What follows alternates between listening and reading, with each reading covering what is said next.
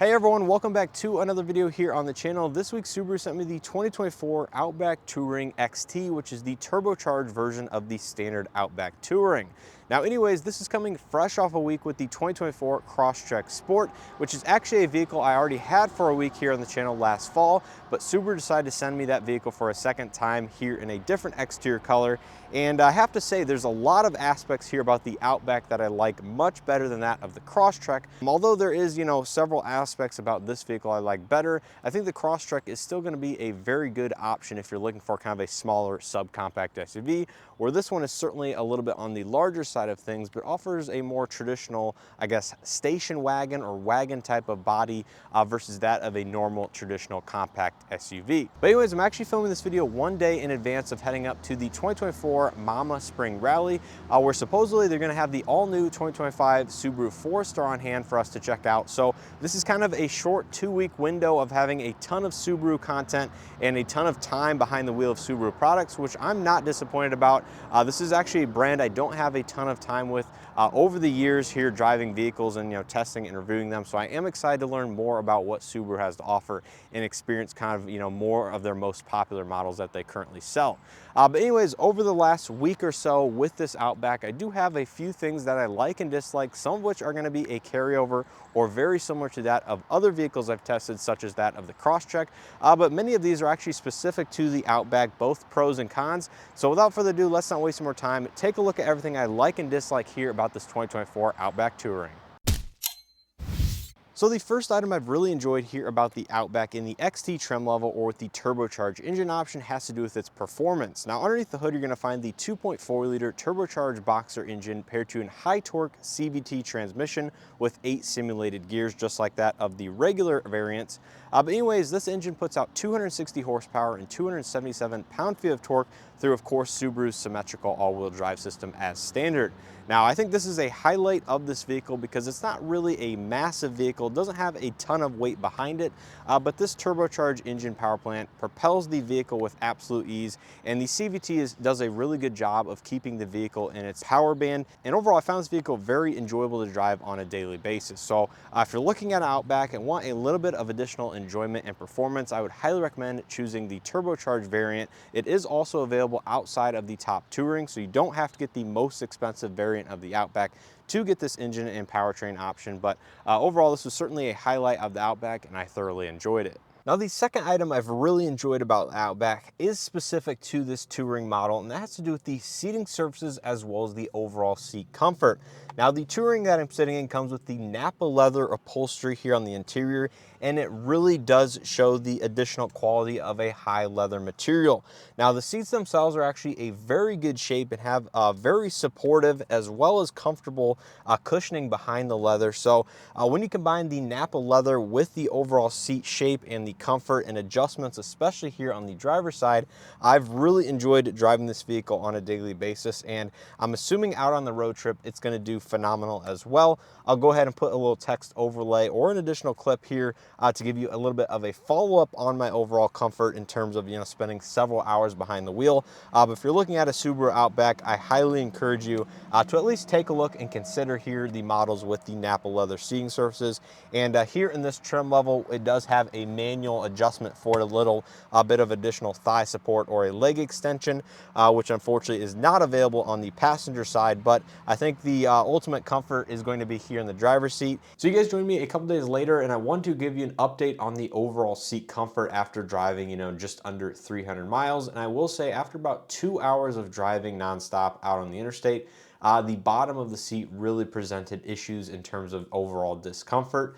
So the seat itself around town or just short distance trips is very comfortable, certainly a high quality Nappa leather material on them. The overall bolstering and seat shape is very nice. The extendable thigh support that I mentioned, again, very nice for the driver's seat in specific. But when it comes to the overall cushioning specifically for the bottom of the seat, I will say after about 2 hours or so, I was getting a little bit fatigued and certainly wanted to get up, walk around, which is exactly what I ended up doing. But if you're looking for overall, long distance road trips, I would say these are not going to be the best seats for that, but certainly not bad on those shorter distances or around town. Now, my third like here with the Outback has to do with the Harman Kardon premium audio system. Now, I believe this is found on other trim levels outside of just the top Touring. But anyways, the system itself sounds fantastic, has a good amount of power behind the speakers, including from the dedicated subwoofer in the hatch area of the vehicle. And I really didn't have to mess with the EQ or the sound settings too much on the infotainment system. However, that is going to be available if you want to tailor it a little bit better to your overall music preferences or tastes. So once again, I think this is a huge upgrade over that of most standard systems from Subaru from what I've experienced. Now, my fourth like with this vehicle has to do with Subaru's Eyesight driver assistance technology. Now, the Touring trim level adds one additional technology on top of the standard Eyesight system, and that has to do with the facial tracking or the facial monitor located above the infotainment system. Now, this system actually allows you to add different facial scans or profiles into the system, so it should recognize or better track and monitor your face depending on who is behind the wheel of the vehicle and actually driving it. But anyways, the Eyesight system, or just, the standard feature set that is offered and standard across every Subaru, including the adaptive cruise control, lane centering assist, the blind spot detection, etc., has worked extremely well in this vehicle. And in fact, I would say it's worked a little bit better than that of other Subarus, including that Crosstrek that I've experienced in the past. Okay, so cutting in here once again, I want to give you guys an update as far as my asterisks for the driver assistance technology, aka Subaru's Eyesight technology. Now, I actually learned up at the 2024 Mama Spring Rally and talked to one of the product planners for the Forester that the Forester, as well as the, I believe, 2021 and newer Outback, now use a 3-camera system for Subaru's Eyesight. So there's going to be 2 on the outside, 1 right behind the rear view mirror. And basically, it's just a more robust and more advanced version of Eyesight, which has traditionally only been the 2-camera systems inside of Subarus for, boy, as long as I can remember now. But anyways, the Forester for 2025 is receiving the more advanced setup that the Outback has actually had, I believe he said, since the 2021 model year. So my impressions of Eyesight being better than that of the Crosstrek is really not me just thinking that. It is truly a better, more advanced system and does have, more camera technology to read the roadway, sign recognition, everything like that in terms of the forward-facing cameras. But even with that being said, and the additional camera system to help this vehicle out, it still was by far not the best systems I've used out on this road trip with the lane centering. The adaptive cruise control was fine. It behaved how one would overall expect. But in terms of, some of the lane centering technology and, just something to do with the forward visibility of the cameras, it really was not the best system out there. I would say it's average at best in most cases. Certainly nowhere near class leading, and that was just kind of disappointing to actually feel, because I think around town the eye monitoring system actually worked fairly well, although when it was out on the roadway and I was actually presented with longer distance, I guess, real world conditions, it certainly kept nagging me to keep my eyes on the roadway. I ended up actually shutting the system off, which you guys will see in the road trip driving review of this vehicle. So Subaru Eyesight as a whole, still not a favorable impression in my opinion versus much of the competition, but I will say the Outback, and I assume the 2025 and newer Forester, is going to be better than that of the Crosstrek systems, just due to the fact that it has that additional camera. Now, my last like here with the Outback has to do with the chassis tuning, more specifically the suspension, handling, and ride quality. Now, I understand this vehicle is not tuned to be a performance vehicle, going around corners, anything like that. However, given it does have a slightly raised suspension, as Subaru calls it on the window sticker, it actually handles very well for what it is, and the overall ride quality and ride comfort, once again, is extremely nice. So I think this, once again, is a strong suit over that of some of the other models within Subaru's SUV lineup, more specifically the Crosstrek, as I haven't had hands-on time with the Forester quite yet. So if you're looking for a vehicle that's a little bit larger on the inside, rides a little bit nicer, just has an overall very soft and compliant ride, I think the Outback is certainly going to meet your criteria extremely well and pass with flying colors. Of course, they do offer the more off-road oriented version, including the Wilderness, both in the Crosstrek as well as the Outback. So if you're looking for a little bit of additional capability over what the standard models have to offer, then I would highly recommend looking at the Wilderness in either model that you are considering within Subaru's lineup.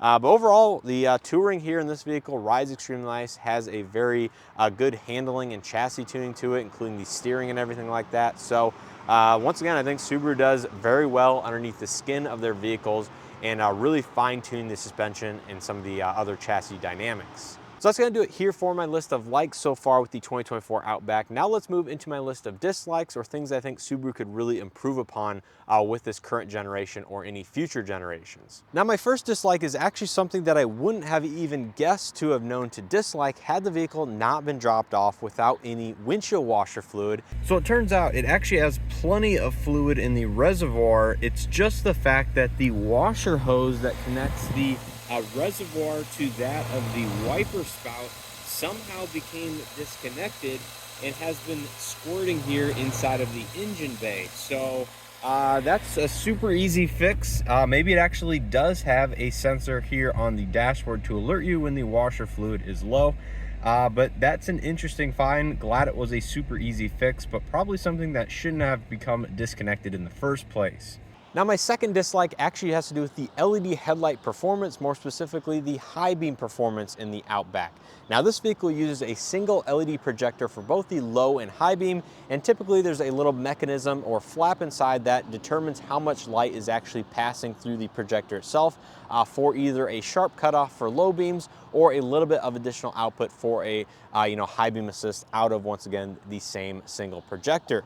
Now, when I was driving down the road, I was actually shocked as to how little of a difference the high beams make over that of the standard low beams out of this vehicle.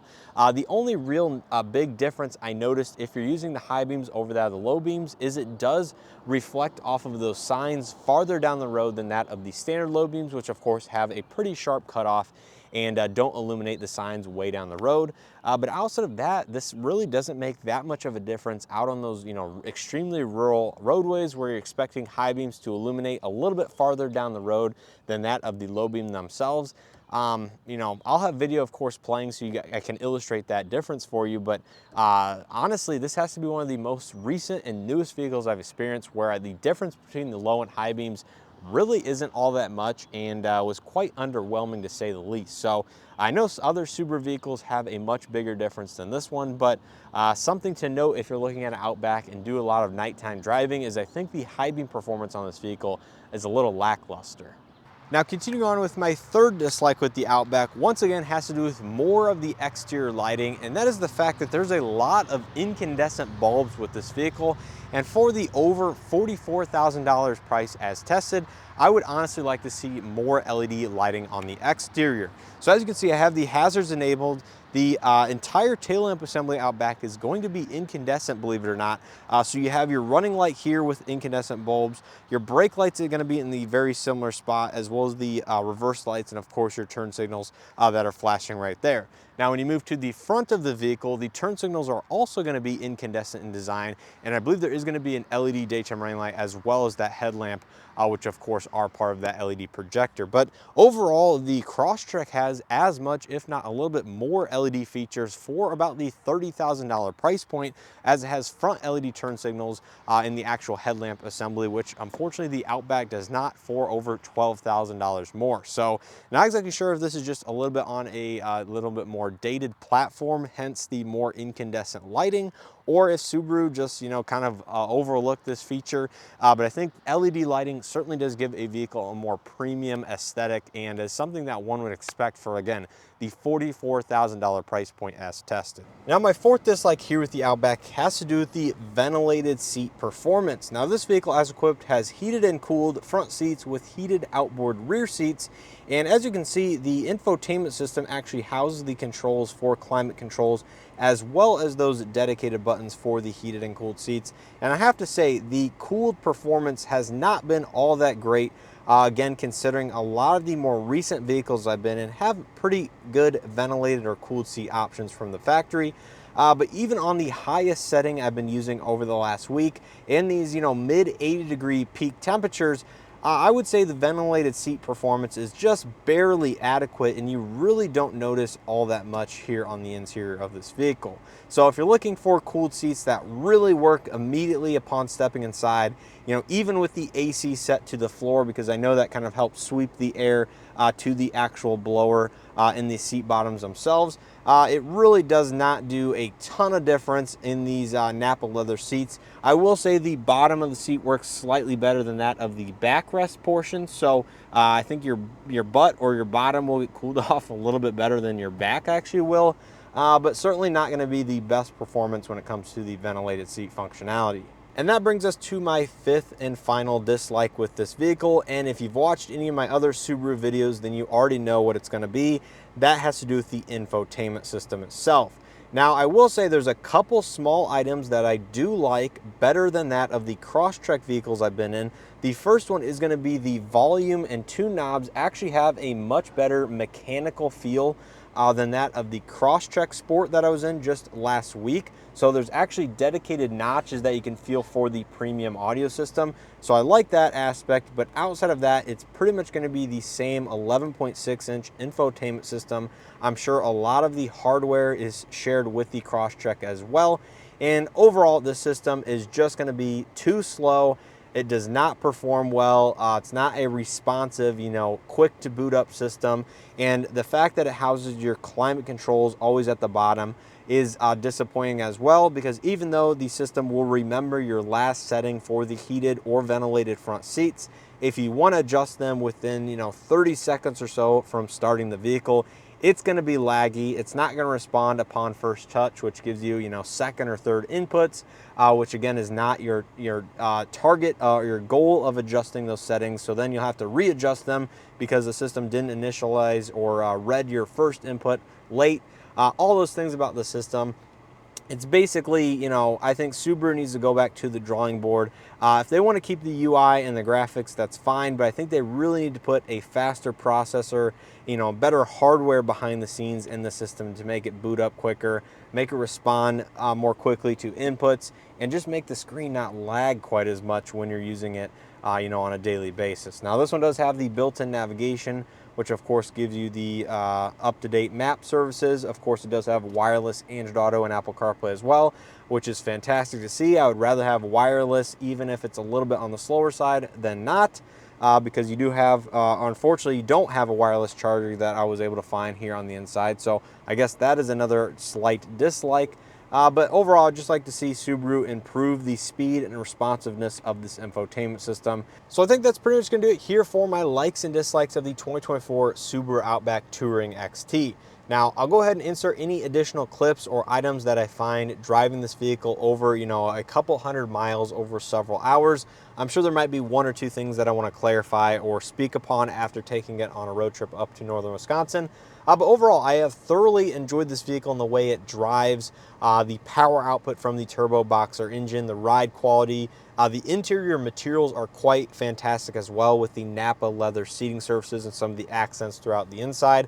I even like the steering wheel and all the physical buttons and controls that Subaru puts in their vehicles. I think that is great. It just comes down to that infotainment system, which bothers me so much, and I think it impacts my day-to-day usability that would almost prevent me from recommending one of their vehicles with it installed in it. So I think that ultimately is the one item that I would say you need to be okay with and overcome any objections to before really considering purchasing a vehicle with that 11.6-inch infotainment system.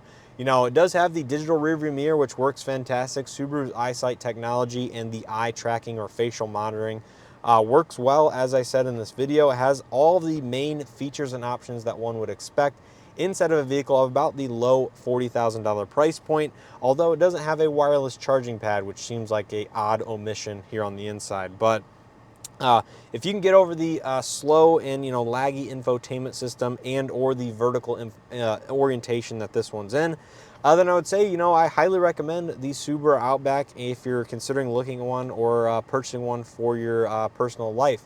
Let me know what you guys think down in the comment section below. If you happen to own an Outback of the current generation or a previous generation, I know they've had a very similar body style over the last several years, so it's certainly not the newest and latest and greatest within Subaru's lineup, but I still think it offers a decent bang for the buck and has, certainly a lot of pros to it. So overall, hopefully you guys enjoyed this video and or found something helpful. If you did, make sure to hit that like button below. It greatly helps out the channel's videos. Subscribe if you haven't already. Make sure to stay tuned for additional content here on this Outback, including my driving review over about 350 miles or so here over the next coming days. And overall, I'm excited to take this vehicle out and see what it has to do on a kind of highway journey, if you will. Huge thanks to Subaru for sending the Outback for me to test and review. And if you guys are enjoying these videos and want to support the channel even further, consider becoming a channel member at the CMS supporter tier or higher, where you get early access to my unlisted videos, typically at least a few days, if not about a week ahead of time,